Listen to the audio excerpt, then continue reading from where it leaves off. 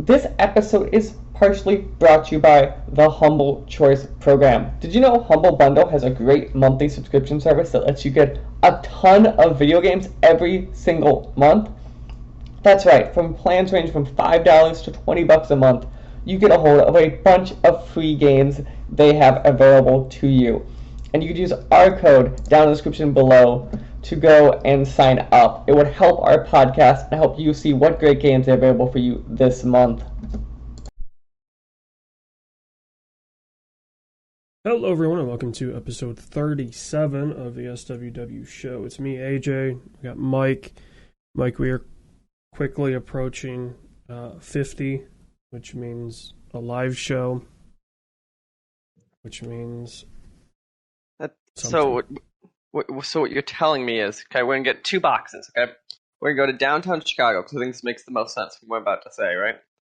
We're just in the middle of Michigan Avenue, and we're just gonna record a podcast.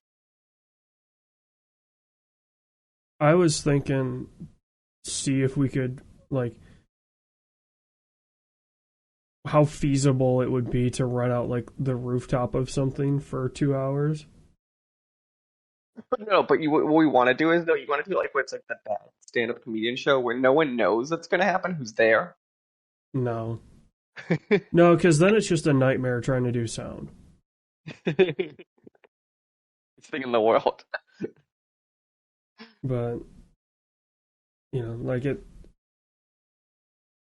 if we could do, a podcast, a live show from the roof of a building would be pretty sweet.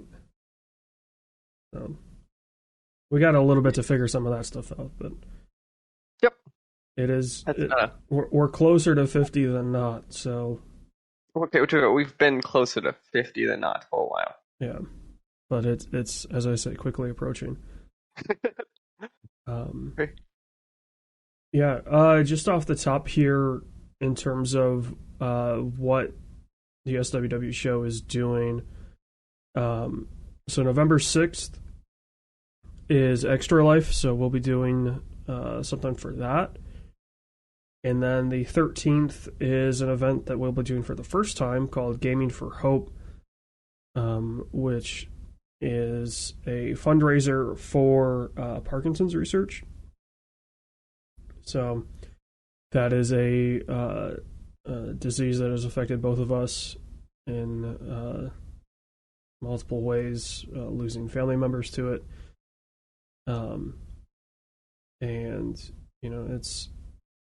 it's something different, so we have stuff for the kids also with Extra Life, but this Gaming for Hope thing I saw come up, and you and I was talking to you about it, and kind of the mission behind it is something that we don't normally see. He was okay, yeah, we have Extra Life, we have what's the one, the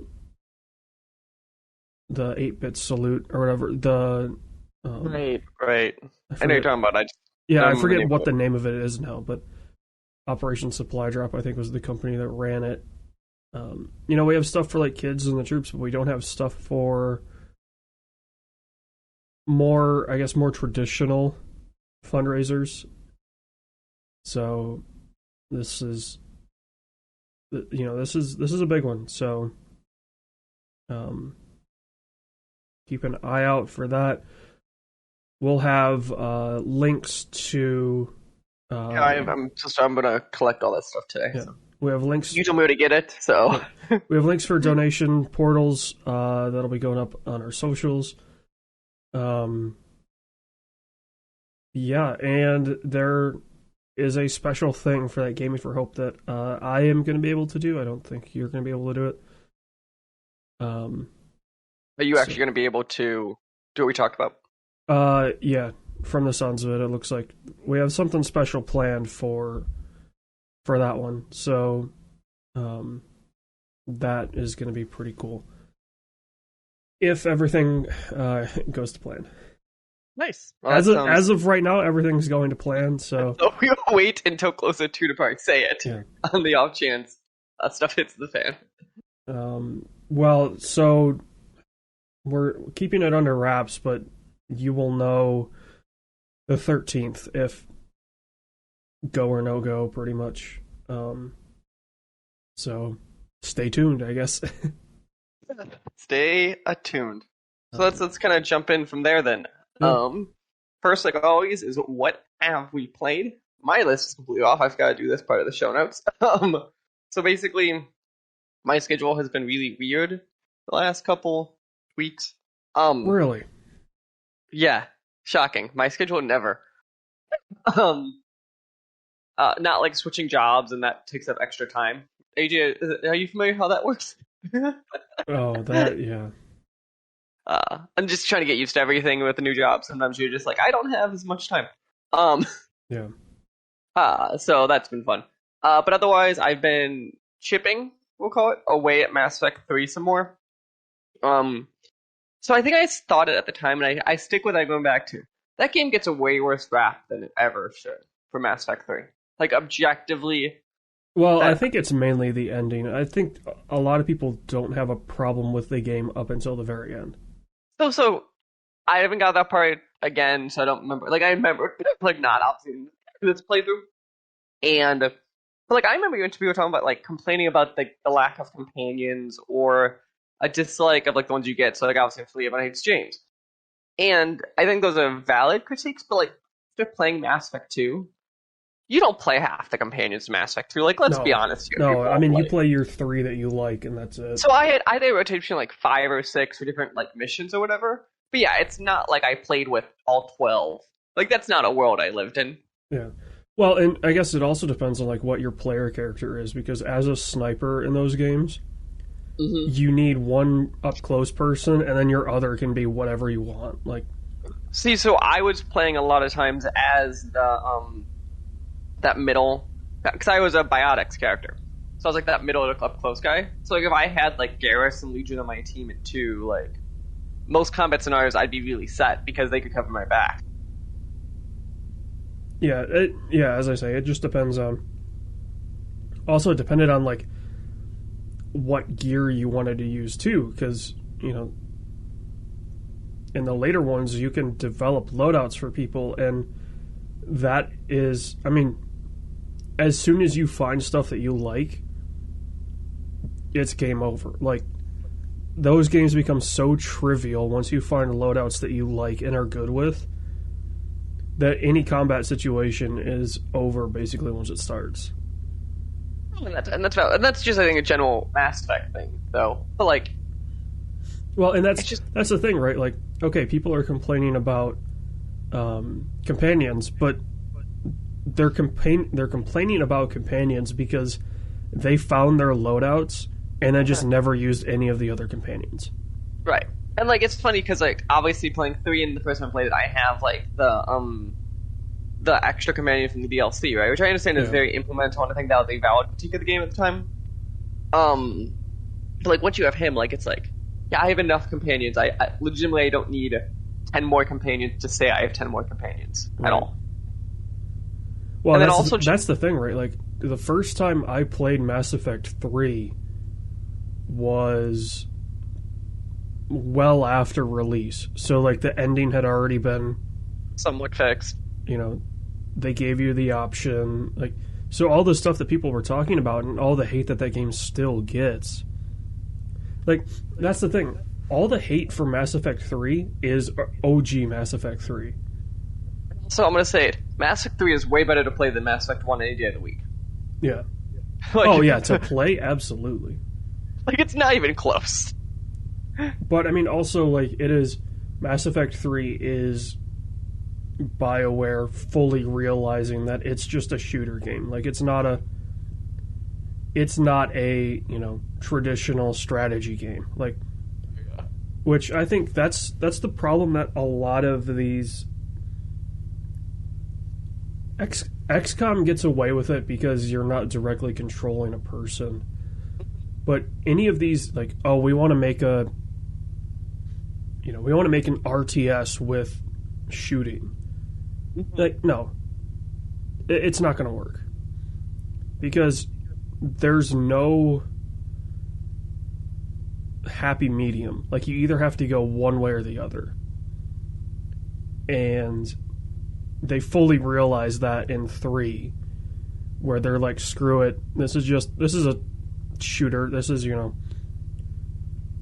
Call of Duty, this is Battlefield, just in space. And I think that's the way you have to go when you have a player-controlled character and it's not fully turn-based. Like, you can't... Setting up the strategy in a game when you can just freely move kind of ruins the appeal of the game, because it slows it down way too much.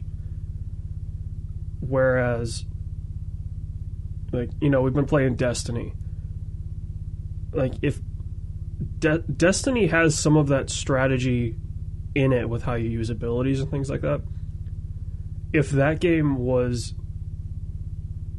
fully immersed in, okay, you need to use these to get through a conflict, like, that game would be terrible. But the fact that it's a shooter with strategy, I think is what really makes it work. And, obviously everybody loves to praise Mass Effect 2 as being the one game to get it right with kind of how to blend it, but in reality, they were more shooter than strategy at that point. Like, 100%. They got rid of the strategy element of, weapons, like snipers overheating if you shot them twice. Like, they eliminated a lot of the stuff that was holding it back in Mass Effect 1 by 2 when it comes to the combat, because, as I say, it's not turn-based, so you can't get away with setting up, I'm going to set up a defense and then this is going to happen. Like, you can't strategize out that much in Mass Effect because everybody can freely move. So, yeah, I mean, it's a really good series. I think the story, to me, is what made me like to play it. Everything else was just like, okay, I found my loadout, I'm going to breeze through the combat. Because the combat was never great.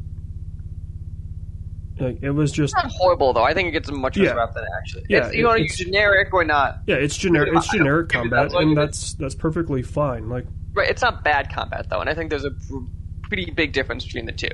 Yeah. Like, it's kind of like the whole thing, every year Call of Duty year to year, people call it generic. I'm like, yeah, but it's still maybe the best shooter year to year. Yeah, like, calling Call of Duty generic is like calling, Mercedes-Benz generic. Like, it's still the best.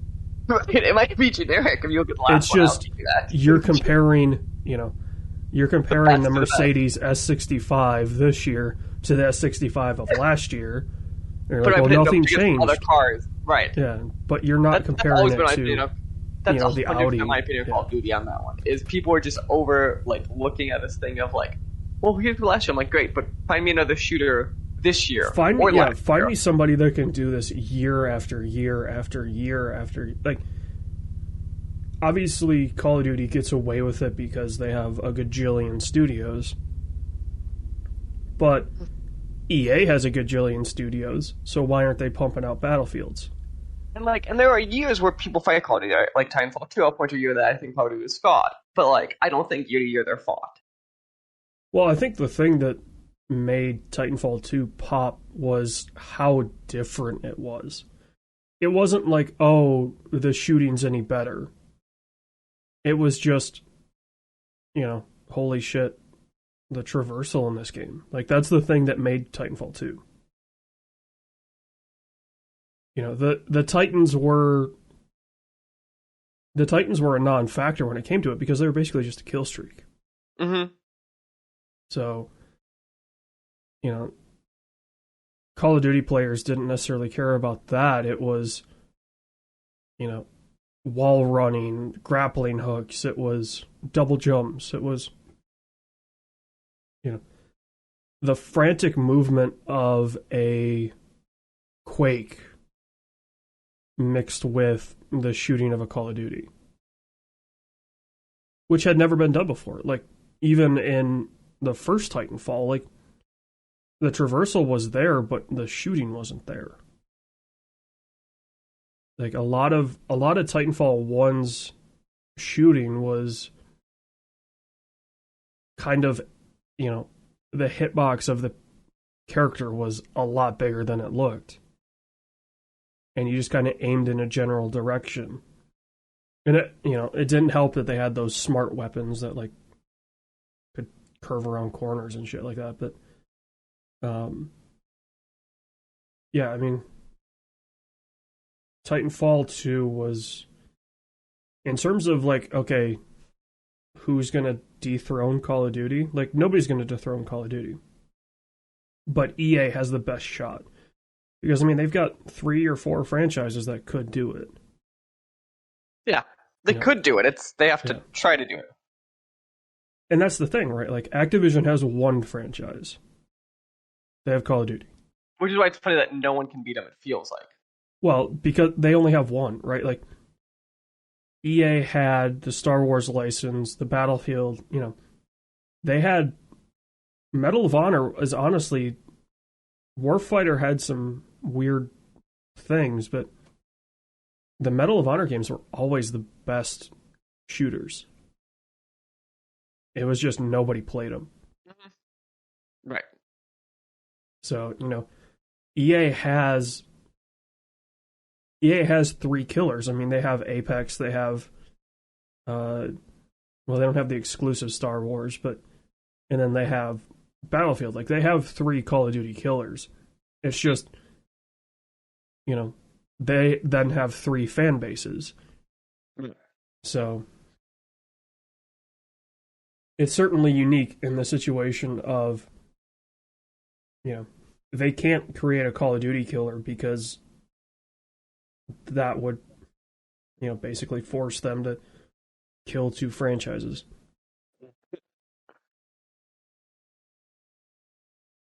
Yeah, but on that note, let's kind of jump in. So, AJ, looking at your list. Oh, I've been fully taking advantage of my Uplay Ubisoft Connect membership. So we kind of talked about this on a stream a couple weeks ago, but if you want to just kind of run through either highlights of the games or whatever. Yeah, so I've been playing Assassin's Creed Valhalla, Far Cry 6, and Watch Dogs Legion. I probably have the most time in Valhalla just because that game is so slow. But Far Cry 6 is, if you liked Far Cry 4, you'll like this. It's way more open, so it's a lot like 5 in that situation. In terms of the map is just massive. Whereas 4's map was big, but it was kind of confined. Okay. But, you know, you're not building up, you know, a resistance and then suddenly, like, somebody's gonna come shoot you with some, you know, magic mushroom bullet that makes you pass out. Like, it's Far Cry, pretty much. So, and if you have Ubisoft Connect and get Far Cry 6, you break the game. Because it gives you it gives you stuff from Blood Dragon. So it gives you the pistol from Blood Dragon, which is a suppressed, armor-piercing, burst fire pistol. And it gives you an armor set from Blood Dragon. And the best part for that is they have the gloves for it reduce weapon sway for pistols. So you just turn the Far Cry Blood Dragon pistol into just this murdering machine. Like it's a one headshot kill on any enemy. So you're just running around like gunning guys down, and no recoil. Like it's just game over. So, but wild. Yeah. I'm surprised they. Well, I mean, you have to imagine, right? Like, I'm legit shocked how unbalanced they let it be. Like you'd have to imagine, right? It would be behind the $100 version of this game. Yeah, so I guess that matters. And also, I always go to single player balance matters, but like in certain games like Far Cry probably matters a lot less. Yeah. Also, it's so big and there's so much going on that in a lot of cases it's just nice to have, because like the bases are so big that you're trying to clear out that it just takes so long to do stuff that it's nice that, oh, here comes somebody, done. Like versus having a firefight that you would have in like a Far Cry 3 or a Far Cry 4. So but Watch Dogs Legion is, well, it's more Watch Dogs. Again, this game breaks if you get the Ubisoft Connect version, because you get, I think it's 5 characters immediately unlocked. So you get Aiden Pierce from 1, you get Wrench from 2, you get a couple others that they are legendary hackers or whatever they're called. Like they're the top tier people. And so like Aiden has his blackout ability that he can use that's on a cooldown. So it's just, again, you kind of break the game because you have these incredibly well-equipped people basically from the start. But again, like the thing of it is, these games break because like they break in the sense that they're rewarding people for spending the money to get those additions. But with these subscriptions that give you those additions, like, yeah, it's Watch Dogs specifically is ridiculous to play because I can just hop in as Aiden Pierce and just waltz through whatever I want. So, yeah. It is fun though, and it looks amazing. The graphics on it are really That's good. the one that's also the game from where we were talking. I was like, oh yeah, that's a game that came out. Yeah. Which I think talks about how much people talk about it when it came out. Well, I think it came out like, when did Legion come out? Like something happened.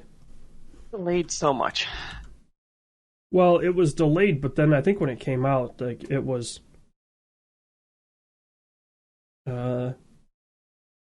October 29 of 2020. I received mixed to positive. Yep. I'm just trying to remember, like, release. Post-launch content. But the post-launch content is pretty good. Okay. I gotta say that. They added multiplayer. They added 2 new characters, 2 new, 5 abilities, gadgets, character customization. Like, there was a lot of stuff that they added, which, I mean, Ubisoft has always been good about that. That is a Ubisoft thing about, like, as we talked about the Assassin's Creed, always adding to their games. Well, and the funny thing is, right, like, you can't, oops, I want releases for... You can't judge a Ubisoft game by its release. Which is a problem, I would argue. But yes, I agree. October 29, 2020. But, I mean, like, everybody's like, oh, this game sucks. But, give it by the time it drops in price, that game is amazing. Mm-hmm. Let's see. Squadrons came out in the beginning of the month. Watch Dogs came out at the end of the month. FIFA 21, Crash 4, Ghost Runner. So I think the thing that overshadowed Watch Dogs was the Dark Pictures. Was that around the same time? Yeah, that was the day after. That was the first, or I guess it was the second after Man of Medan. Mario Kart Live had come out 2 weeks before. Like, you know, there were a lot of things around Watch Dogs, like Cloudpunk, Mario Kart Live, Ghost Runner, Shadowlands for World of Warcraft, Pikmin 3, Dark Pictures, like Dota Auto Chess, like all that stuff was coming out around Watch Dogs 3, so it was just like, oh, it's just kind of released into basically no man's land. So, but I mean, that stuff happens, right? Like, that was the problem with it getting delayed so much, was that it kept losing its window. Because also Watch Dogs is a franchise they can never get to fully stick to begin with. Yeah, I mean, the people that play them like them. Yeah, no, that's true, but like sales-wise, I mean, at least. Yeah. Yeah, I mean, they never really took off. I think the thing that hurt Watch Dogs was the significant downgrade from its reveal for the first one. Like, as soon as they showed gameplay, people were like, oh, this is just a vaporware game, pretty much. So then it left a bad taste in the mouth, and then, you know, it's... Gamers are weird because, right, it's like, going back to the Mass Effect thing, as soon as they develop an opinion, that's all that game will ever be. Right? As soon as they saw Watch Dogs graphical downgrade, they're like, oh, you know, Ubisoft is trying to pull the wool over our eyes, so then they just never paid attention. And then anytime, like, Watch Dogs 2 comes out, oh, well, you can't trust the graphics because, you know, they already did this for Watch Dogs 1 and all this and that, and so, you know, it's also, this is the third game, right? So it's like, they haven't had... Watch Dogs 2 was good, but they haven't had a chance to, like, break that stigma yet. Right? Like, and the Legion suffers from not having a protagonist because you can change to, you know, whoever you want. So, I mean, you can play that game as Aiden Pierce if I wanted to. Like, you know, it's not...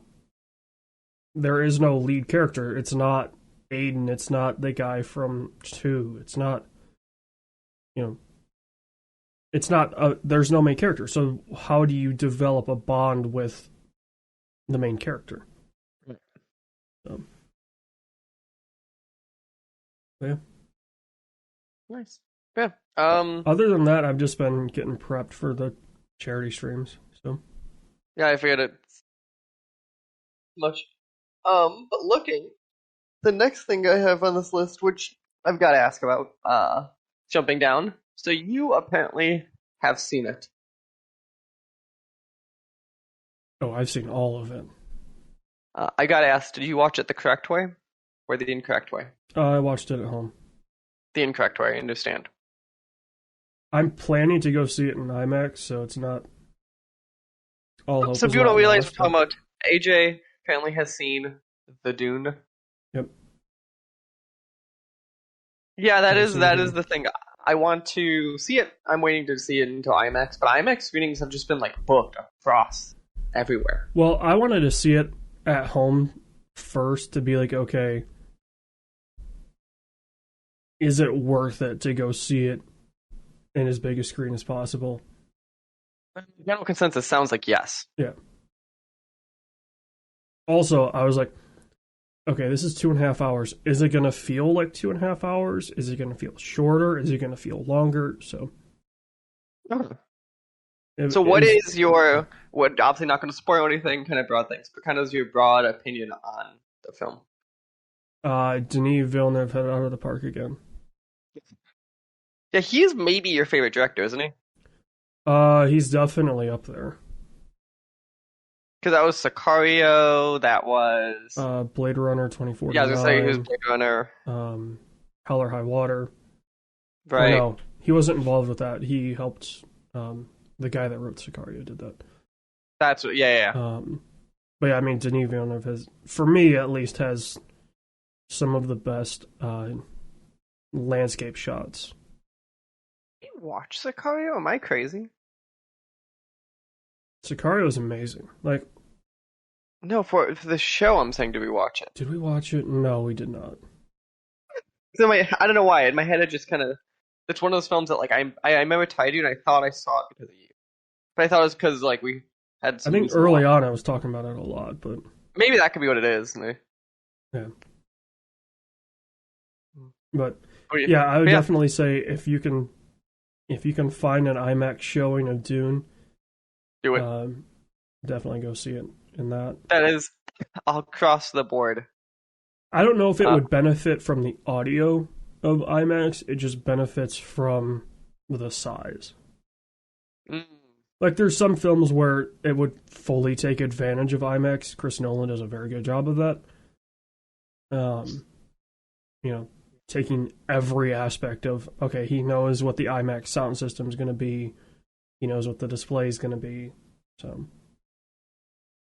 but yeah, and it does a very good job. It's definitely not Lynch's Dune. Like, which is good though. It's more truthful to the books. Okay. So I'll just leave it at that. But nice. Okay, well, let's see. Jumping down then. I really have not seen much as we talk about charity events. Okay. Jumping into the news, we have some easy, quick ones that I'll just kind of that breeze through because AJ won't care. For people who do care, apparently there is something happened in Disney's production pipelines, and basically the entire MCU slate and some other Disney films, including Indiana Jones, has basically all been pushed back about 2-3 months each. So basically, after we get Eternals this year, we do not get another Marvel film until May 6th versus the old March 25th date. Beyond that, it's not that all the delays look consistent, so it really looks like a Doctor Strange delay just kind of triggered delays across the board because they don't want to have stuff overlapping. I was gonna say that's the problem with Disney, right? Is they have so much going on that, you know, right. So yeah, they don't build delay windows into their schedule. It's right. So this, that's what I'm saying. Then this, then this. So something happens. Really it looks like something happened in Doctor Strange, probably post production, because when it was supposed to come out. Or could it have been a Black Panther issue? Like, yeah, there are things that could have happened. But the point is, though, starting we'll ship in March. It's now May. Everything's delayed the same accordingly. If you really care, they can go check it out. But just keep an eye on that for people who are looking forward to it. The first big story we have is Joe and Disney have officially settled their Black Widow lawsuit. We don't know the public terms of it. We know ScarJo wanted $50 million from the studio. My assumption is if it's a settlement, she probably didn't get $50 million, but also really this is a huge win for Disney. Because it was a settlement versus going to court. Like, if it went to court, the whole industry is screwed. This still did set some sort of precedent, but yeah, that precedent's a lot weaker if it's a settlement versus a lawsuit. Well, and I think the problem with the way Disney was doing it was on a movie-by-movie basis, it felt like. So, like with HBO Max, it was, all of Warner's stuff is coming out on HBO Max. So it wasn't a And also, my understanding of the Warner stuff is they went to the actors and people who had this written contracts and negotiate stuff ahead of time. Well, yeah, because they knew everything was going to be coming out, whereas Disney. So they went person to person and went, okay, what does this cost? How do we do this? Because that was all the directors, they didn't like it, did agree to the terms. Yeah. Whereas, like Patty Jenkins did not love it very publicly, but she agreed to it. Yeah. Where Nolan, for example, did not. Oh yeah, he was. Oh boy. But yeah, the way Disney did it, they just did it wrong from the start. But yeah, if this had gone to trial and ScarJo had won, that is a huge win for the actors and a huge loss for the studios. Yeah. While on the Disney news, by the way, before I shift to the next story, I don't know if you saw what I think is the best stat of all time. So, as everyone's familiar, the movie Jungle Book came out earlier this year, or Jungle Cruise. Jungle Cruise coming out this year. Mm-hmm. Jungle Cruise costed $35 million more than Dune costed to make, including Dune's production delays and marketing delays. Well, that $35 million probably went to The Rock. But like, it was just such a wide. I read that, I was like, that is wild. But anyway, well, think about it this way, right? Like, Jungle Cruise was most likely, and I don't have any insight, but most likely was entirely filmed in front of a green screen. Yes. Whereas Dune shot in locations and then it's a lot of the deserty stuff. So, okay, I'm gonna go to the light news stories, AJ. So I'm gonna shift the order before we get to the heavy ones. Quick thing to pop in also, people who really care. I really like the show. So That 70 Show is coming back, kind of, as That's 90 Show. Okay. Ordered at Netflix, including both Kerwin Smith and Deborah Jo Rupp to return. Yeah, I was like, was that a show that you care about? Not really. Yeah, see, that's like one of the shows that I kind of grew up on.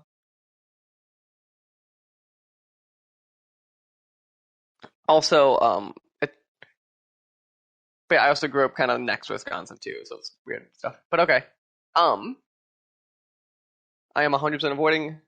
There was an article out there from Variety that I think people should check out if they care about wrestling, which is basically talking about the current competition between AEW and WWE. Oh, dude, it's not even a competition. You don't think so? No. I watched 20 minutes of SmackDown. And it wasn't even close to what they're doing on AEW. It's like, did you see the most wild stat in the world I saw? What? The Bunny fight on AEW did the same ratings as Roman Reigns versus Seth Rollins. Well, yeah, nobody wants to watch WWE anymore because, and this has been the case forever, like, WWE doesn't book. Like, right. They don't know what's going on. Right? Everybody's a 50-50 book. They don't build storylines. Like, AEW cares about storylines. They care about win-loss records. Like, I mean, shit, they show it on their Chiron. Loss record is such a cool little thing they do that, like, does make it feel like part of this bigger thing.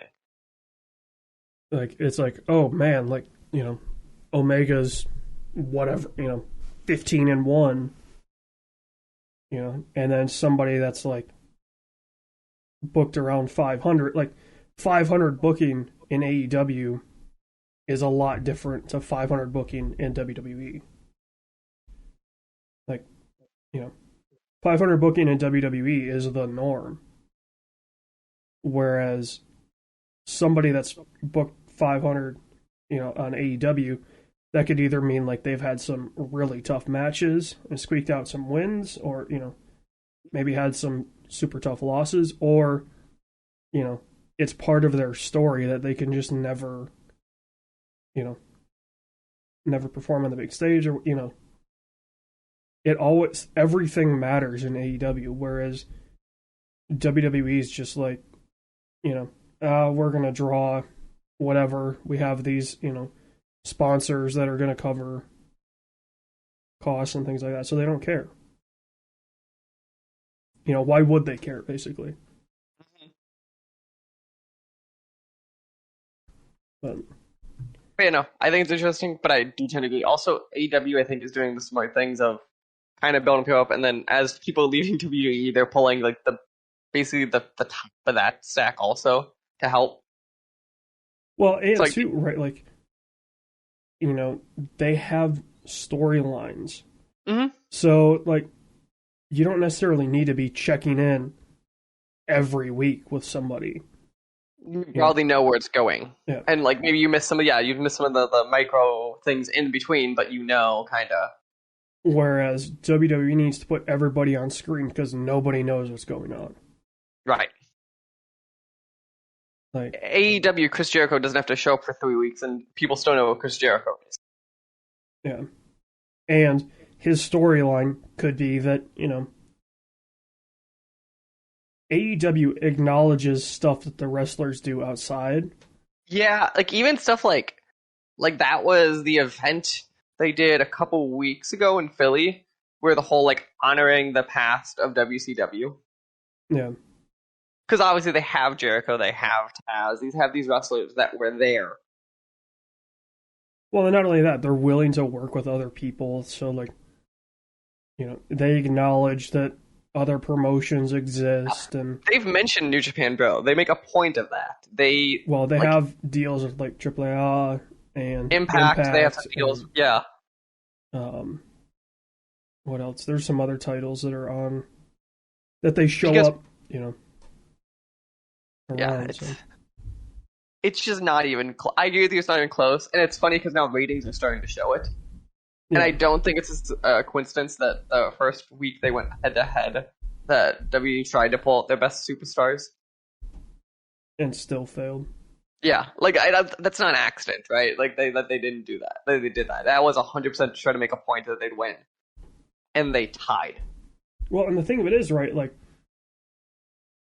Vince is now running the whole show. Like, he's running NXT as well. Which for a while, when it was like Triple H running it, it was getting better. Well, and it was such a different thing. Like, people were excited to watch NXT, and then when you heard that, oh, this wrestler's getting called up, like, they're like, well, this is over. Because they knew, like, Vince is booking as if it's, like, the 70s and 80s. Also, because even stuff like those rumors right now that, like, Finn Balor might leave for AEW. Well, and that's the hope, right? Like, AJ Styles isn't going to leave, which, he's going to retire in WWE. Which, like, good on, like, Styles and Nakamura. Like, those guys are in their 40s. They're getting paid. Like, Finn Balor is, like, someone who, like, probably has at least years ahead of him. Yeah. And, like,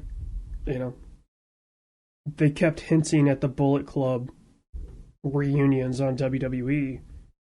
And they never did it because I can guarantee you somebody took it to Vince and like, what is this shit? Crossover shit? Like, what? Whereas AEW is fully like, I mean, shit, they have the Elite, right? Like, they acknowledge the Bullet Club. Which, for the record, might be the greatest intro song that they currently have. Yeah. I don't know. I still like the whole... the Adam Page when he came back, the whole arena getting behind a cowboy shit chant, and then JR acknowledging, I'm ready for some cowboy shit. Yeah, like that's always cool stuff. I was gonna say, I still think with you, I was in the United Center when Punk returned. I have never seen an arena that ecstatic for so many hours, waiting for the potential of Punk to walk out. Well, that was every WWE show in Chicago. Like, okay, sure, but like it was this moment where like it's happening. They sold out United Center on a rumor. Like it was this whole thing, and it was just Tony Khan walks up 2 minutes before and goes, "It's happening," and just cuts it. They cut their feet early, and you just see that crowd, and then the music goes. Yeah. And once the music went, that crowd was like, think about like Punk's intro was 20 minutes. They just told Punk, okay, do what you want. We will adjust the show accordingly. Yeah. Yeah, it's not even close, right? Like When's the last AEW, time WWE got up close to that? WWE is just like they're going back to their Carney days. Like nothing matters. As soon as the show's over, like that's it. Next week is next week. Nothing's gonna carry over. None of that stuff. Like little things like AEW obviously has the dark shows and the YouTube shows, right? But they make it all canon. AEW does. WWE, like those dark shows, no one cares. Yeah. And like that's a little thing that makes it matter a lot more too. That like AEW cares about the dark shows, they care about the house shows. Like everything matters. But, like not enough you have to watch everything, but it matters kind of like you do watch it, this will affect something. Yeah. Yeah, there's at least this belief that with AEW you need to watch everything. If you don't, they still make a point of saying you could still walk in. Yeah. Whereas WWE, I mean, shit, I could go to a WWE show next week and probably, figure out what's going on because nothing matters. Right. And they hold your hand so much. Like, and like, I think little things that AEW does as we get off this train is like Tony Khan is now just at every show basically, and like visibly runs it, and like it's just little things like that that like makes it feel like he cares a lot more. Yeah, it seems much more like apparent that the guy that runs the place is such a huge fan, right? Like he wants to see stuff happen too. Whereas Vince is purely like, we want to get asses in seats. But like even stuff like when he talks about like the Punk thing, right? So he's been trying to get Punk for years, and it was like he like how much like he gives them control. It was because apparently it was like he talked about like no, Punk was the reason we sold it to the United Center because they were talking about it, and Punk went, "I want to come back to the biggest venue we can find," and he just went, "Okay." I mean, if that's the case, then they should have gone. So I know why they did it at the United Center, but if you wanted to go to the biggest venue, I mean, think about it this way: like AEW tours worldwide, Punk comes back at the Tokyo Dome. You had to do it in Chicago, though. Yeah, like can you imagine Punk coming out during like if AEW goes over to Japan for Wrestle Kingdom, Punk returns to Wrestle Kingdom. Like, that is such a... It wouldn't get the same pop that it would in Chicago. But it's such a, like... You had to. Well, it's much more of a street cred thing of, like, holy shit, Punk's back, and he's at Wrestle Kingdom. Like, he never did that. No, I think that also the other reason... So, Chicago is important for both AEW and for Punk, and that's part of it, because, like, the first All Out was Chicago. Well, and it helps that, Pro Wrestling Tees is based there, so... Yeah. I think all of that stuff made it have to be Chicago, and United Center was your best venue for it within the city. Yeah. Like again, I understand why they did it in Chicago, but if he was looking for the biggest venue... like I think it was the biggest venue asterisk in Chicago. I bet you what it honestly was, or near Chicago, but... Yeah. Okay. I am going to call an audible... 2-minute break, and then when we come back, which to you guys will be basically immediately, AJ, we have the fun story next. Oh boy. Okay, we'll be back. And we're back. I hope you enjoyed the... AJ, did you do the rendition of Star Spangled Banner, or what did you do on Ron? No, I just stopped the record and restarted it. Okay. So now for the sad, insane news that is wild to me. So Alec Baldwin has been filming this film in New Mexico, right, called Rust. Yeah. And apparently there was a prop gun that was not a prop gun, that was loaded, that he was pointing at the crew, I think, to like do a shot. He was pointing it towards the camera to get a shot. Right. And when he pulled the trigger, Apparently bullets came out. Well, a single one, but yeah. But I thought 2 people were injured, so is it the same bullet? It went through the cinematographer and hit the director. So the cinematographer is dead, and my understanding is the director, I think, is alive and recovering. Yeah. So you want to know the shitty part about this whole story? What? So when I was in college, I would freelance on movie sets for a couple days. And I did some stuff in Detroit, and Helena wasn't on the set that day, but was part of the project. Wow. So, I indirectly knew Helena Hutchins. I don't know the director that got injured as well, but yeah, when I saw the story, I was like, oh man, that's not great.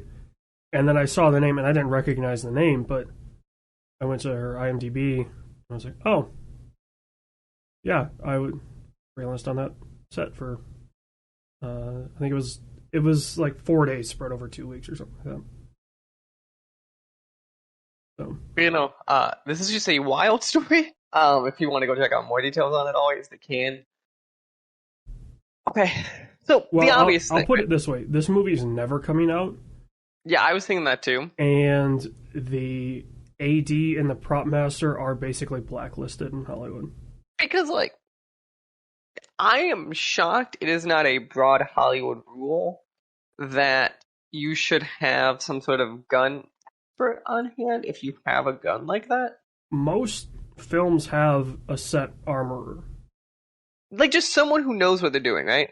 Yeah, so, there's a couple companies that are armorers for movies, because obviously if you need a gun, A, you need to source it, and then B,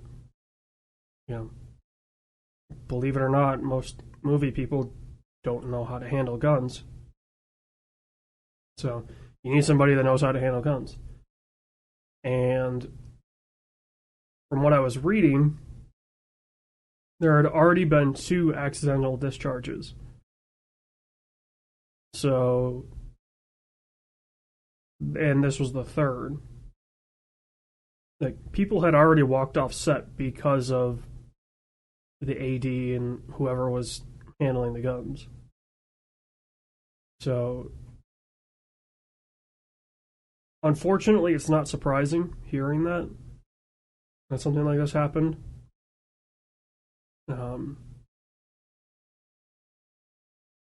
I wouldn't be surprised if we see stuff get passed of just no more live ammo, even blanks. Yeah, or even tighter stuff of who has to check it. Just this story to me is just wow. Especially because Hollywood, I think broadly speaking, has a reputation of being very pro strict gun control and certain things like that. I'm just surprised they didn't have stronger internal rules. Honestly, if you're on set with an expert armorer, that is the safest place you'll ever be. Right. Right. You know where the guns are. Those things are locked up tighter than Fort Knox until they're needed. We'll check them up and down. And then as soon as they're not needed, they're locked back up. It's... You feel as if it's not an issue because they're under control. It's situations like this where this was an independent movie, so they probably didn't have the budget, and they just had somebody go source a gun, and who knows? The bigger question is, it isn't why did that gun go off and kill somebody? The bigger question is, why did they have non-blank rounds?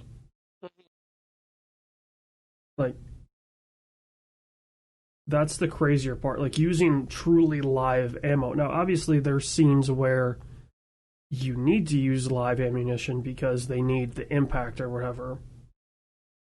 But, you know, in those situations, as I say, it's the safest you'll ever be. You know, if there's a live round, like, there's nobody on set, you know, the skeleton crew that's needed is trimmed down even more. You know, to reduce any possibility of injury. So, yeah, it's just, it boggles the mind how unprofessional the ADs were.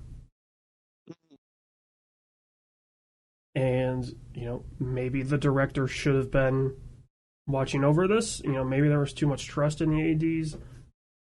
You know, there are a lot of questions that revolve around the assistant directors in this situation. So, yeah, an incredibly sad story. And hopefully one that leads to... Because, like, the weird thing is, right, like, airsoft guns have gotten so good in terms of looking like the real thing that it surprises me they don't do that more. Like,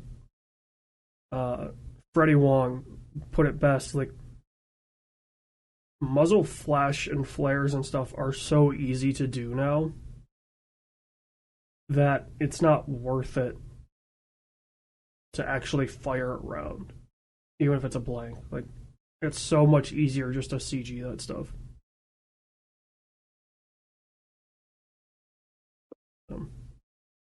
Okay. Well, jumping off of that upsetting story, you ready to make fun of a trailer? Oh, we're going from one style of upsetting to another. So the Uncharted trailer dropped this last week. I don't even know. So can we start with the I don't know. I think I want to start with how horrible the song choice was and why every time they did anything there was a riff by it. Well, no, here's what I want to start with. They already had a good Nathan Drake in this movie. It was just the wrong person. Mark Wahlberg would have been much better. And he would make much more sense, too. Yeah. Because, like, Nathan Drake is inherently kind of a bulkier dude. Also, I don't think anyone involved in this film has ever played in Uncharted. I'm sure Tom Holland has. Then I don't think he paid attention. No. Because at one point he talked about Uncharted being something. I remember what the interview was, but at one point he talked about like being something about, and everyone who played the game ever was like, "That's not what the game's about." Yeah.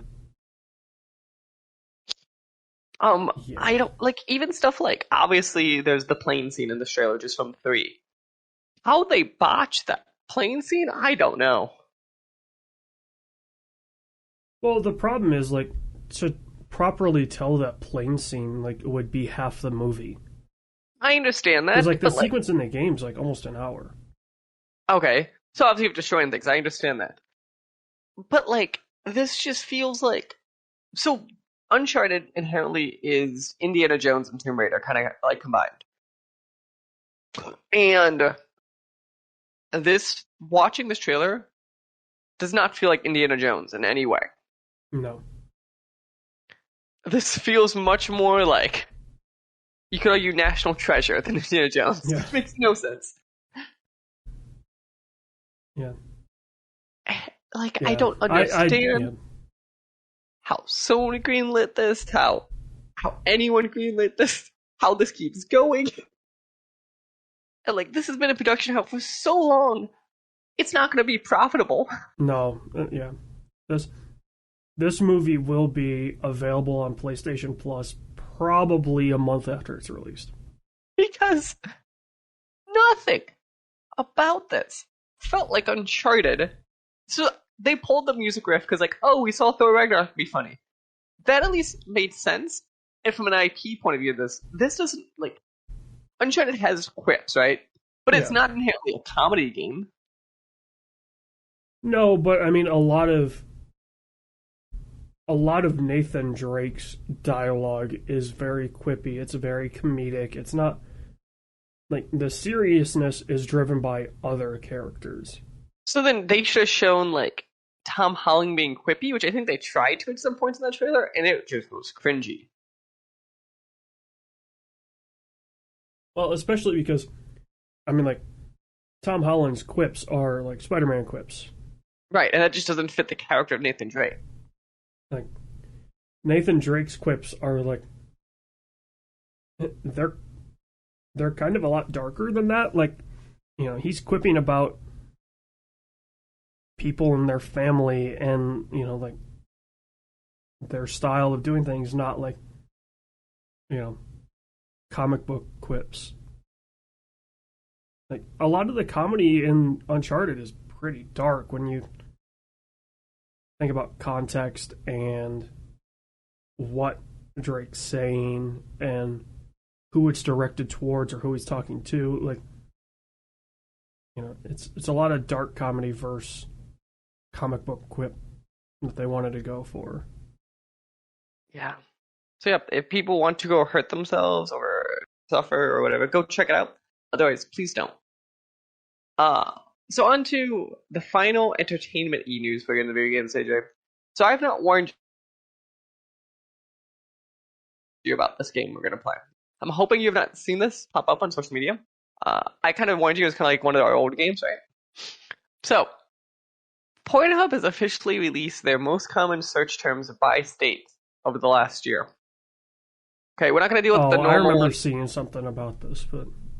Okay, we're not going to deal with the normal ones, right? But that's not what we're here for. I want to talk about a couple states in particular. Yeah. And what their number one search terms are. The first one is I would like to discuss the state of Florida. So remember, it's not normal terms that you think in your head. What do you think their most searched term is in the state of Florida?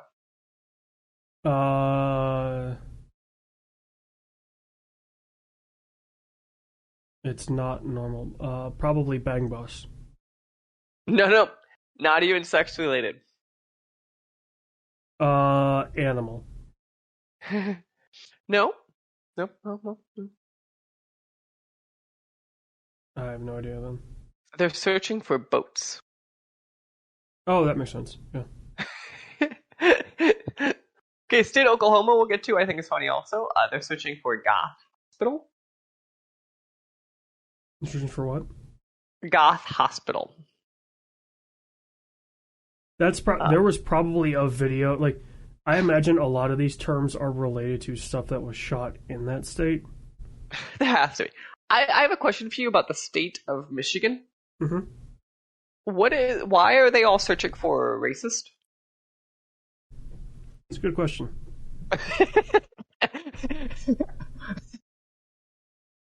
The rest of the Midwest, all are searching for MILFs. Makes sense. The entire Midwest. You get to Michigan, they like them some racist. So that makes me wonder if there's like interracial stuff, you know, something like that. It's been very like obviously they can tailor this to like it's probably not the number one search in Michigan. If I had to guess, is racist porn. You know, they can probably be like, oh, you know, let's find the weird one in the top 50, and that's their number one. Unless there isn't a weird one, then they're just like, okay, what's their number one? I mean, if I were making one of these, that's what I would do. And then lastly, like, when you talk about... There's no way the number one search in Oklahoma is goth hospital porn. Like, if it was realistic, everyone would probably be MILF or, like, stepmom. Like, it would be that. It wouldn't be, you know... It would be just... It's weird to say basic for that, but, you know, it would be that. It wouldn't be... the number one term wouldn't be something weird. And then lastly, we need to talk about the final state, which is the state of Tennessee. Who is the state of Tennessee searching for? Ted Cruz? Nope.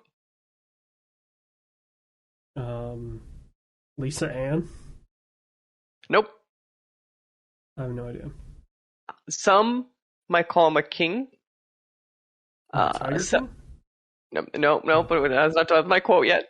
Some might call him the greatest cop on a Segway that has ever lived. Oh yeah, Paul Blart. They're searching for Kevin James. Yeah. Why is the state of Tennessee searching for Kevin James? Okay, you want to know probably the story behind some of this stuff? I would love to. Is Pornhub doesn't take down as quickly as like YouTube and stuff does. Oh my god, you think Paul Blart was on it? Well, no, so I imagine there's some like Kevin James rant or something like that, or something happened. Mm-hmm. And because like people were doing that with the Germany-Brazil World Cup game that was 7-1, because FIFA is notorious for taking down stuff that on YouTube that they didn't post. So people were going to like Pornhub and other things like other sites like that wouldn't take it down. So it wouldn't surprise me if it's a situation like that. Versus the state of Tennessee is looking for Kevin James, railing on something. To me, that's way funny if they were. Yeah, that's the only way I could see that being a thing. Because, like, there was probably something that Kevin James did in the state of Tennessee, and somebody uploaded it to Pornhub to, avoid the YouTube crackdown or something. No, I just thought so that was a good old fashioned game we used to play. I thought I had to bring it up just because Jesus Christ, people. Again, they can cherry pick what they want to be They can. The thing, so that's probably what it was, but the only thing that I can imagine that would be behind like Goth Hospital, Kevin James, and racist is that it's not a porn video. Maybe Oklahoma's is, but it's a video that somebody put on Pornhub because they're trying to avoid another platform taking it down. Mm-hmm.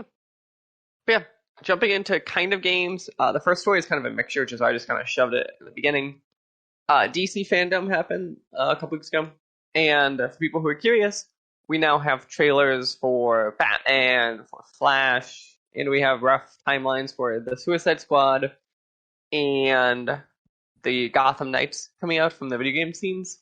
So if people are curious, obviously go check those out. Can I just say, the Batman looks like it is going to be violent. It's violent, and it is like they saw Batman vs. Superman, and it was like, we want to emulate that. Oh no, it's like they saw... It's as if... who's directing this? The Batman is Matt Reeves. It's as if Reeves was like, okay, if we were going to make a Joker movie based on Heath Ledger's Joker, like, I want that tone, but with Batman. Mm-hmm. Like, it just looks... Also, it looks super grounded. Like, it's not... it's not these crazy outfit... I mean, it's crazy outfits, but it's like... It's believable outfits, right? It's... Catwoman's outfit is made out of scraps of cloth. It's, Riddler's outfit is something that, in theory, like, you and I could make. It's not, Bane's weird... steroid mask and I guess the Joker is pretty grounded, but like Scarecrow's anti-toxin mask thing, like you know, the Batman looks as if he's barely a billionaire, so he doesn't have the R&D that, like, you know, Batman Begins does. So, yeah, and I'm looking forward to seeing what the Batmobile is, because the teaser images made it look pretty dope, and then you kind of see it in the trailer. But that one's one. And then switching to the other movie is the Flash movie. I think looks gonna miss. They are 100% just having who was Batman? They used Batman. Why can't I think of his name? Reeves Batman? No. Batfleck? Oh, Flash. Who was the Batman? No. 80s Batman. 80s Batman. 80s Batman. Oh, why can't I think of his name now? Right? Michael Keaton. Yeah, I'm saying there's Michael a K Keaton in is there just somewhere. Yeah, Michael Keaton is just narrating that trailer. Like, it is, and they do a reveal of the Batmobile, which you know it's going to be his Batmobile. Yeah. I'm curious for this movie because it's basically Flashpoint, and I'm very curious how they connect everyone into it and have it make sense to the audience. Well, and the weird part, so, okay, they already did the whole, Barry rips apart space-time in the Justice League. And it's like, okay, where do you go from there? Like, A lot you could do. I think this movie will be fan servicey, but I'd be curious if they could pull it off. well, it's the weird thing, right, of, like, it's as if it's Avengers Endgame where, or Infinity, what? Oh, I was thinking it's going to be interesting because it's going to come up against Spider-Man's coming out this year, and it's going to do the same thing. Well, but no, just the idea of, space-time has changed in this situation. Like, now anything's literally possible because they've made it possible. So,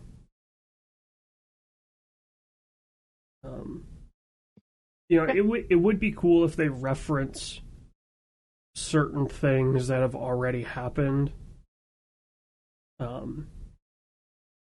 Like maybe they reference Bruce Wayne being,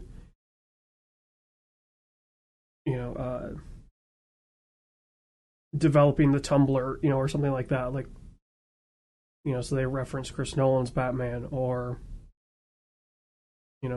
they could reference Tom Hardy's Bane because they haven't done Bane yet in the new universe. Like, it'll be interesting if they pull any of that stuff. That is true. Because it definitely feels like they want to do that now. The question comes, though, like, Flashpoint was done so well on TV. Yeah, I guess that's the weird part, right? Like, the TV and movies are kind of separate. But they did so well. Yeah. Like, the TV show did it, like, when people want Flashpoint, it's what they wanted. Well, the weirdest part was when I was watching Batwoman on HBO, and suddenly there's just this weird-ass episode thrown in there that, if you didn't know, like, it's the second part of the Flashpoint thing. It's like, wait, hold on, what is going on? Right. Yeah. But no, I think that was something worth talking about. Jumping into the next news story, we've talked about this stuff a ton, AJ. Updates on fucking Epic and their big dick. I think this is funny. After their Apple lawsuit, Google has now sued Epic for breach of contract. Well, no, so this isn't Epic's big dick. This is Epic with, like, a micro penis, but claiming they have a big dick. Okay, have you seen, hold on. I need to pull something up real quick. Have you seen, I want Prime Video. I want Amazon Originals. There's only one season of it. Not that, it's not that, it's not that. Not My Spy. Why can't I think of it? What was it called? What do? It was the show where it was like a CIA guy. Oh, Patriot. That's what it's called. He's like a CIA guy, and then he gets thrown into this. They need to stop Iran from going nuclear. So he needs to have a cover story of a company that goes to Iran. And so he becomes like a pipe fitter and all, like a oil company. But then they have a meeting in Luxembourg, and then there's a murder in Luxembourg, and one of the cops from Luxembourg talks about how he has sex with his big dick or whatever, and then it shows he has a micro penis.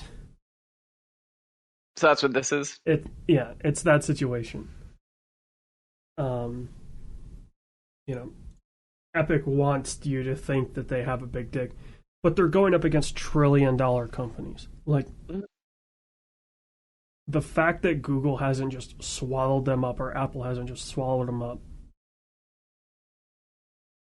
Like, what would be funny to come out of this is for Alphabet and Apple to be like, let's go in on a joint venture, let's start a company, and then just buy Epic and just fuck them over.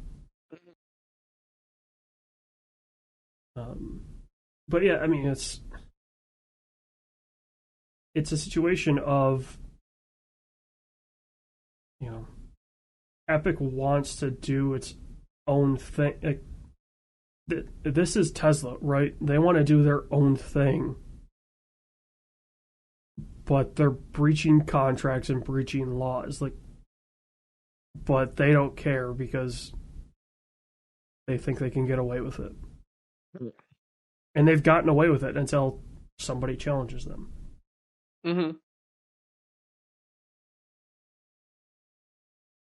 But, yeah, it's just... I mean, it makes sense, right? Like, it's going about the whole billing thing. Which, I mean, that is a thing, right? Like, both platforms use their own billing to... It is a safety feature, like, whether you want to think of it that way or not. Like, no matter how shitty the game is, in terms of wanting to steal all your data, like, it has to get its payment through Apple or Google, in which case they send they just write a check, so they don't give your info to the games, versus Epic wanting to do that themselves. Okay. Jumping on to what did I start calling the segment, AJ? That Games Press is full of idiots? Stupid. Riffing on Kotaku. Oh, I like that one with Fitter. So Kotaku's full of dumbasses, right? Even with the whole rebrand and all that shit. Yeah. So Metroid Dread came out, I think it was a couple weeks ago at this point, right? Metroid's franchise infamously is one that people love, but doesn't sell well. Okay. You'd think you try to get people to buy the game, right? Would that sound like a good idea to you, AJ? Yeah. Like, assuming you want the games to succeed, all that stuff. You wouldn't tell them, I don't know, 2 days after release, about an emulator that's working on the platform being released on to get the game for free, right? I'm just reading the article real quick because it's so stupid. They had an editor's note explaining that per request by Nintendo, we have updated the article to generally reassert that Kotaku does not promote or encourage privacy. Kotaku declined to enact changes that blurred the line between suggestions and aggressive line edits to preserve editorial independence. Okay, sure, whatever. But then they have an update. An earlier version of this story was understood by many readers to be a direct suggestion to illegally download this just-released game.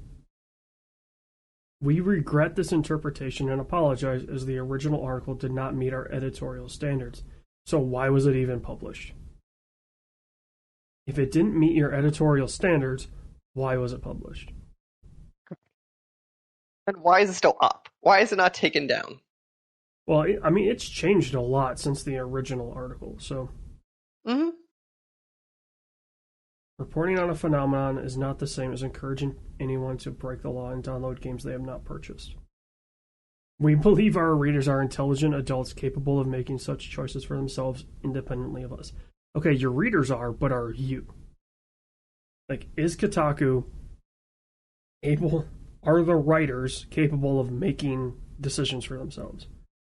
Or is there somebody up on high that's like, we need to write this article, basically information be damned.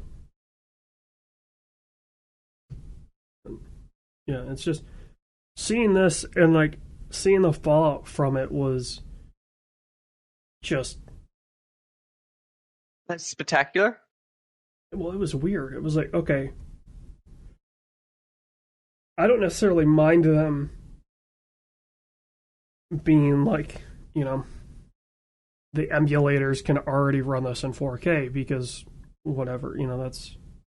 But there was definitely no level of. Oh, there was definitely not like, oh, you should still buy this game. It was like, look at all this cool shit that this emulator is doing. Right. I think that's where my problem is. Yeah. Is they explained nothing? No, and I think part of the thing is, Nintendo seems to just be fucking up the Switch left and right. Like, the online is absolutely horrendous. They don't understand, like, the internet at all. And, the more powerful Switch that's been basically rumored since the beginning hasn't come out yet. And doesn't appear to be coming out. Mm-hmm. And Nintendo doesn't care. Mm-hmm. And so people took it into their own hands because, okay, this is a unique situation in the fact that the Switch is based on an NVIDIA chip that was already being emulated. So they really didn't have to do a lot to make that emulator work for the Switch. Mm-hmm.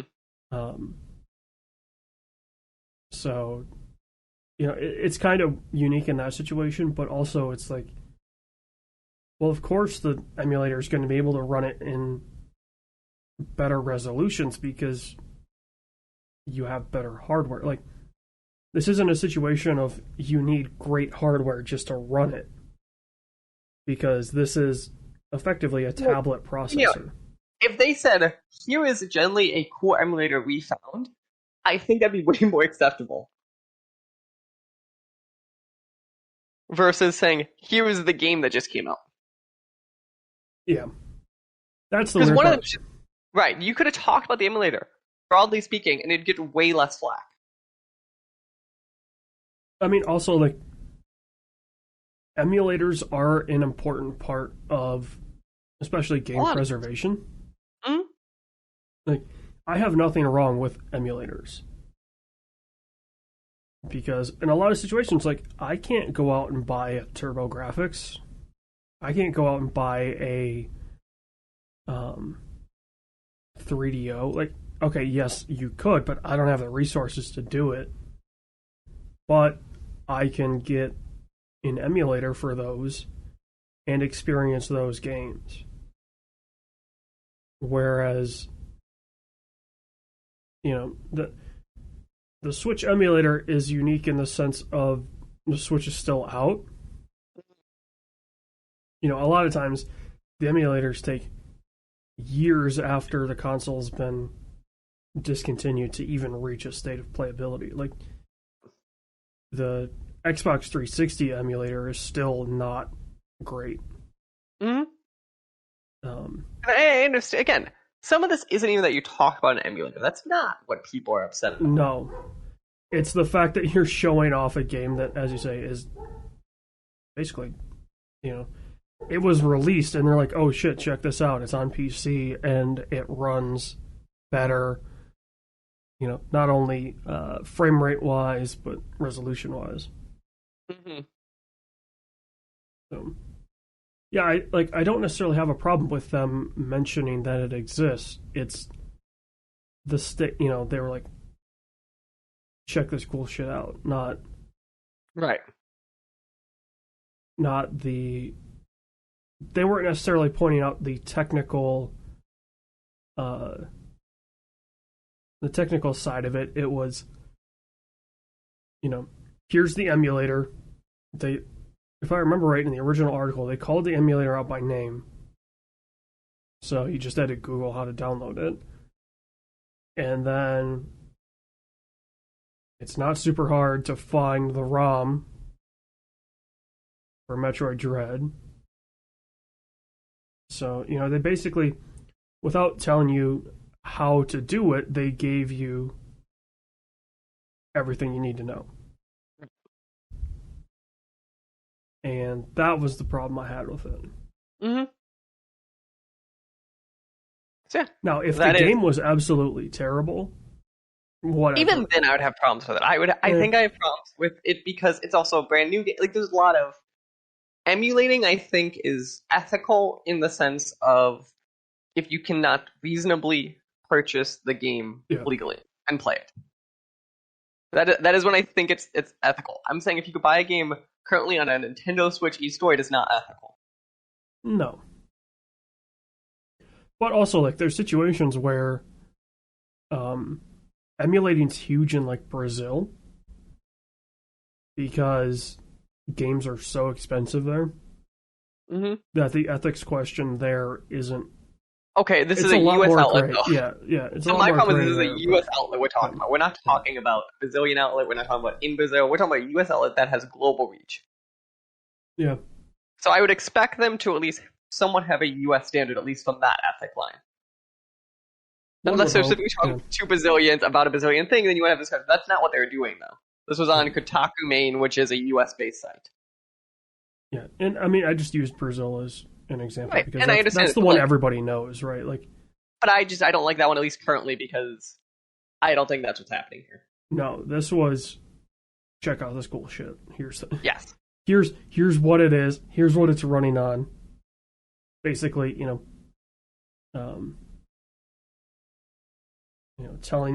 effectively telling you, hey, check out this cool bank robbery. Here's where it was, and here's how they did it, but not telling you.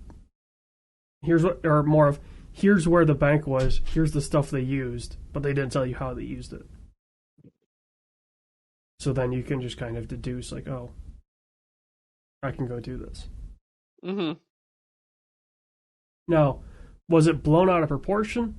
A little bit. Yeah. Okay. Because jumping. Well, more like the response was kind of blown out of proportion. Like, because they weren't saying, like, go do this.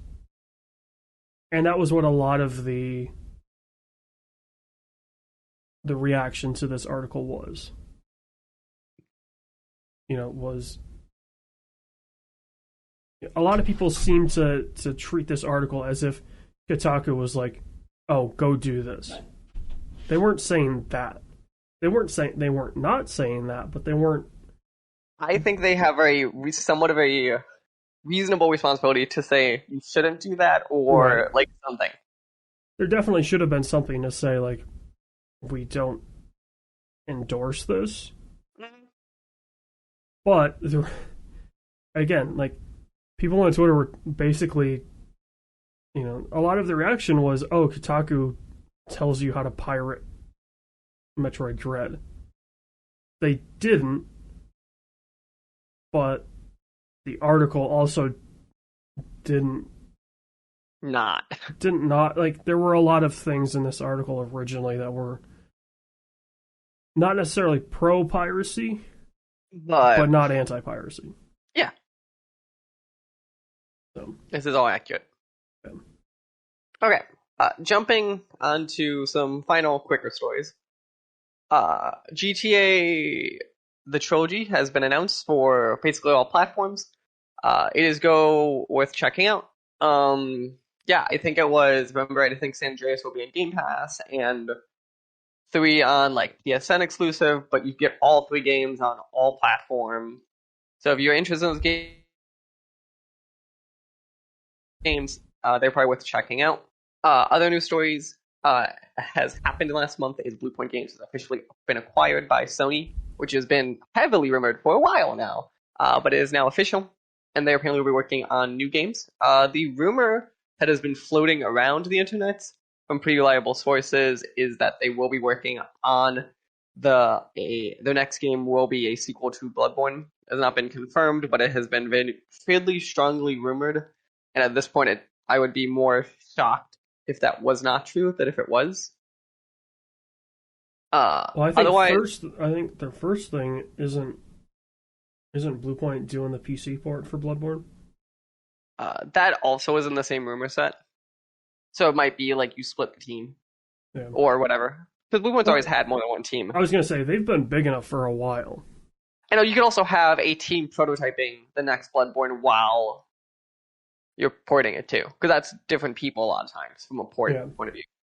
So, jumping to the next stuff, Night School Games, which people tend to know from Oxenfree, has officially joined Netflix, which I believe is the first time Netflix has purchased a video game studio. Yeah, this is the first time Netflix themselves are like buying a game studio, but didn't they who developed the Netflix games? Because they did like a Stranger Things game. Oh fuck, I know who it is too.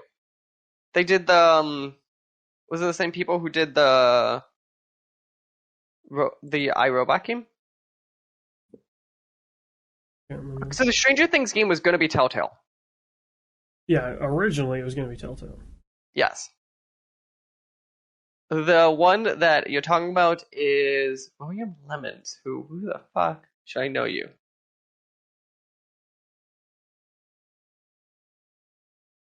But, I know you're talking about there is. and if I remember right, it wasn't that good. Yeah, I did not hear amazing things, but they've been like. But this is the first time because they directly said they're still working on Oxenfree. They're not working on. Bonus XP. I don't think it was. Yeah, I don't know who that is either.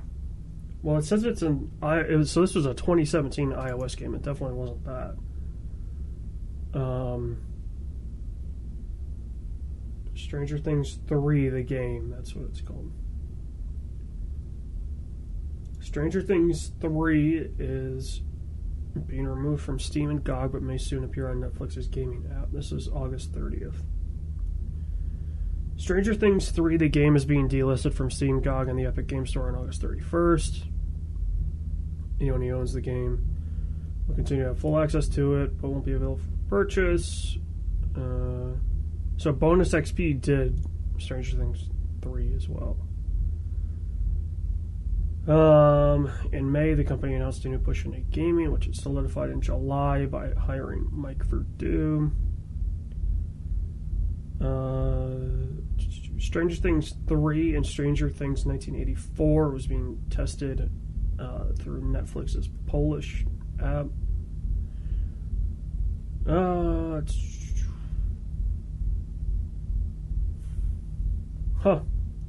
Apparently Dead by Daylight pulled their Stranger Things content. They announced the removal was based on the publisher's request.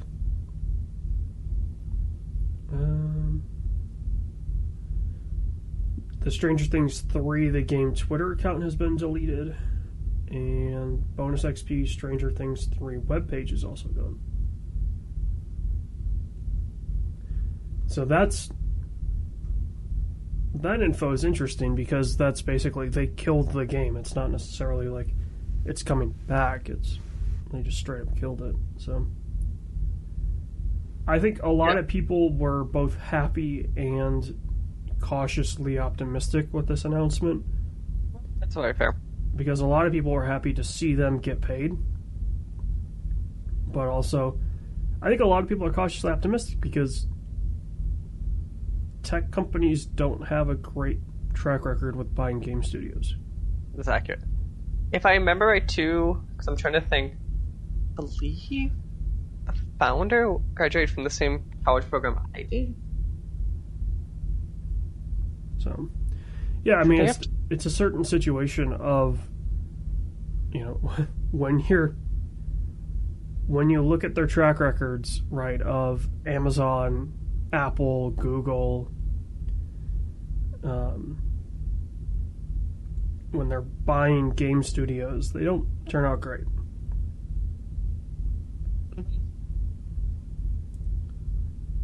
So, you can only hope that, obviously, Oxenfree 2 is going to come out. The question is, what is their next project? I think that's a good question.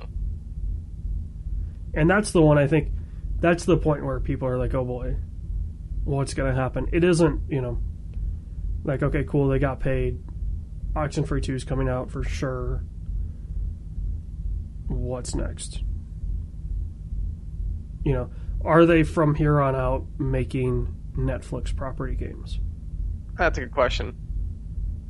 So, yeah, okay.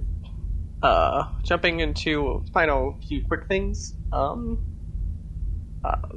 make this one easy for you, less painful for you. Sora is officially in Smash. For people who are interested, go check that out. And then our final story. Who gives a shit? I knew that'd be your response. Our final story is for AJ, and I kind of talked about it on my own also. So Reset Era has officially been bought $4.5 million. $1 million. He. Any thoughts on that one? The website was initially going to be sold for $700,000 in the year prior to August 31st. They went from $700,000 to $4.5 million. Good on them. That is wild.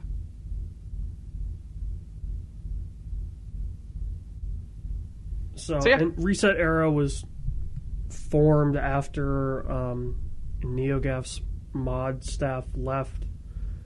So it was? You looked it up? Okay. Yeah. They launched NeoGAF. Reset Era. Kind of the shitty thing around this is that Reset Era... Here's the problem I have, right? Like, Reset Era was formed out of mods from NeoGAF. So they were all mods, right? They are not going to pay their mods as part of this deal. So the people that made the site what it is, like the founding members are getting paid, but then everybody else, it's basically, well, have fun, more or less. And they are being bought by MOBA Network, who owns Dota Fire, Smite Fire, and League Spy. So it wouldn't surprise me if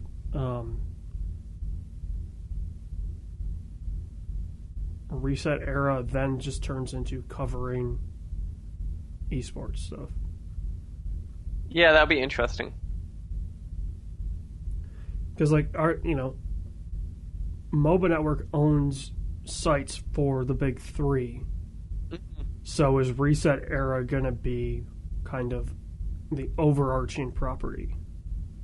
Yeah, and I don't actually know the answer to that question. I would be curious to see it too. Yeah.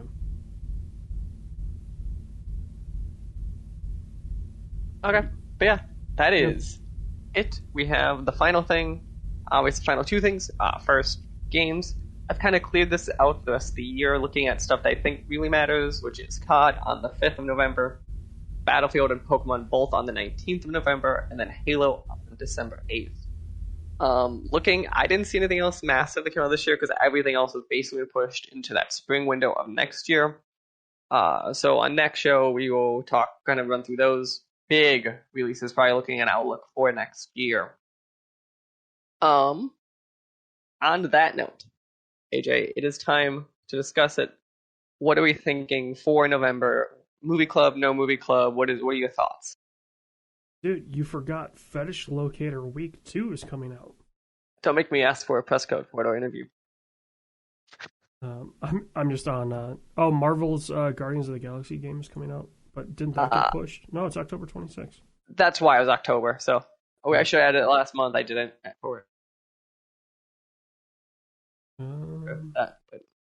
Upcoming. I'm just looking to see like if there's anything else. Forza 5. That's a big one coming out.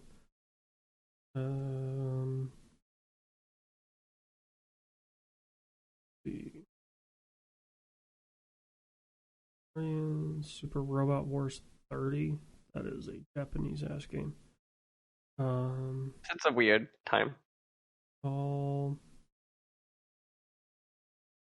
Really wish it was a lot floor, but it isn't. Yeah, I mean it's that end of year with stuff being pushed. Where, yeah. You know, again, Forza Horizon 5 is November 9th.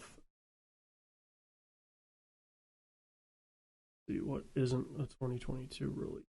Jurassic World Evolution 2.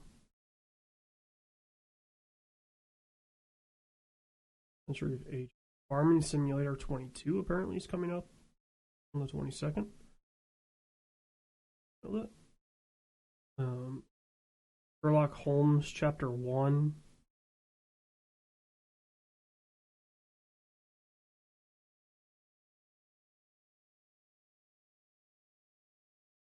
Two is TBA.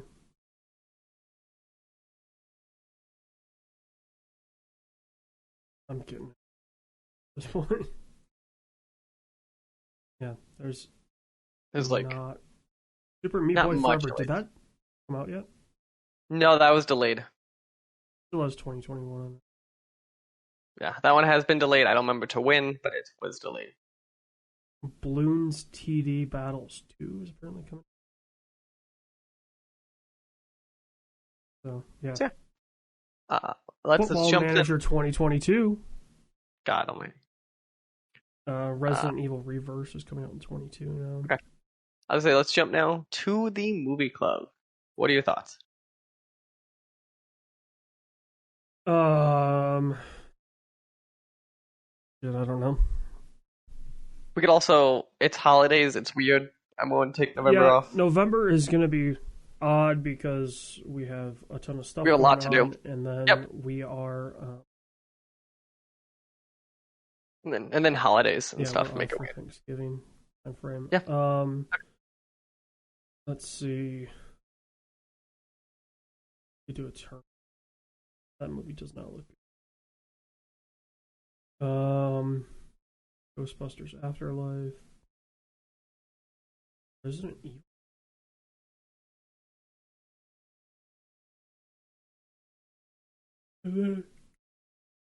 Excuse me. We're into December.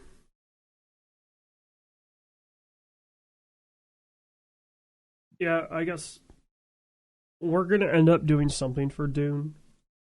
We'll figure out what it is. We just don't know what yet. Discuss it, whether it's a full movie club, whether it's kind of a deeper dive, like half-hour thing. So we will figure that out. So maybe keep an eye on it this month. No promises, but yeah, that's a good way to say it. So go check it out when you get a moment. I think that's it then. People, yeah. Do you have anything else? Do you believe? Nope. Perfect. Well, we hope you guys enjoy your week. We'll see you in a few weeks. We'll see you every week.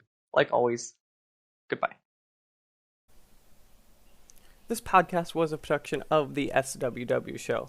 To learn more, go to theswwshow.com. Remember, you can follow the show on Twitter at the SWW Show. You can follow me at Mikey_Maroney. You can follow AJ at LowSeatBoy. Remember, new episodes premiere on Friday, 9 a.m. Central Time on anchor.fm/SWW and podcast services around the globe.